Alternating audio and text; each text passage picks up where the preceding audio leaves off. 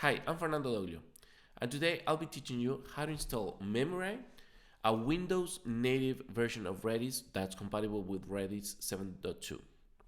Essentially, Memurai is a native and optimized Windows port of Redis. Originated from the Microsoft OpenTech Redis project back then, it's been designed to be a high performance and secure alternative to Redis on Windows platforms. Unlike traditional methods that will require either Docker or WSL on your Windows machine, Memurai is native to Windows. This means that there is less complexity at the time of installation and definitely a better performance because this is a native Windows application. Plus, it addresses several security issues found in older versions of this project that are used in production environments.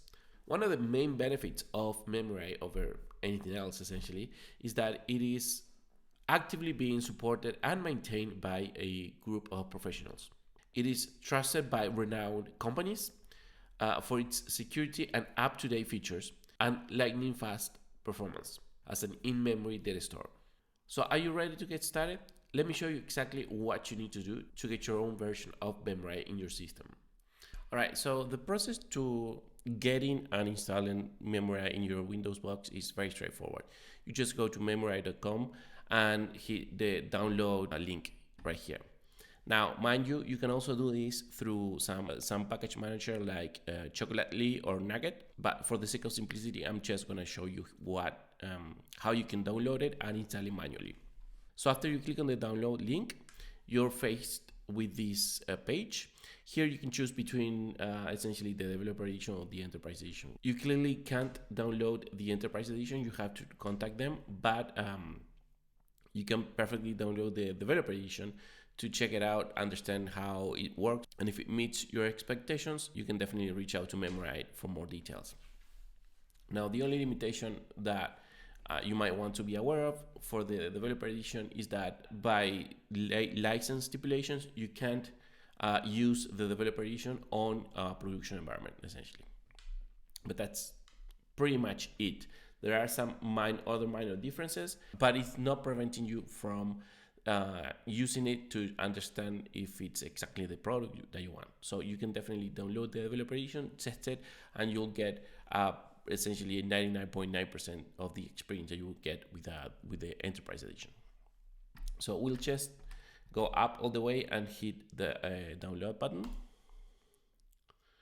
And now our download is going to start automatically. All right, so once the download completes, all I have to do is run the installer. As you can see, it's a very small installer. And once I hit next, the installation will commence. So I'll just agree to the license agreement. Leave the default path as is, unless you want to install Memurai somewhere else, which is perfectly fine. Now, in this screen, there are three main things to look into. First, it's important to understand that by default, Memurai is going to be installed as a Windows service. That means that every time you restart your computer, the Memurai server is going to start automatically for you. That also means that after the install, the actual server is going to be running by default. So if you don't want that, just uncheck this and run the server manually. Now, you have the option to change the default port for Memurai. This is the default port, the standard default port that comes in. Unless you have a problem with this particular port, don't change it. You don't really need to worry about that. And the last check is to create an exception on Windows Firewall to make sure that the port that you enter, or the default one, is accessible in your computer. So otherwise, if you uncheck this one, then you're going to have issues trying to connect to the server afterwards. So if this is just you checking out Memurai, see how it works, or if you're actually trying to develop in this computer around something around Memurai, I wouldn't worry about any of this. Just leave it as is and move forward. The installation, as you're going to see, is very fast, and it's going to complete quickly.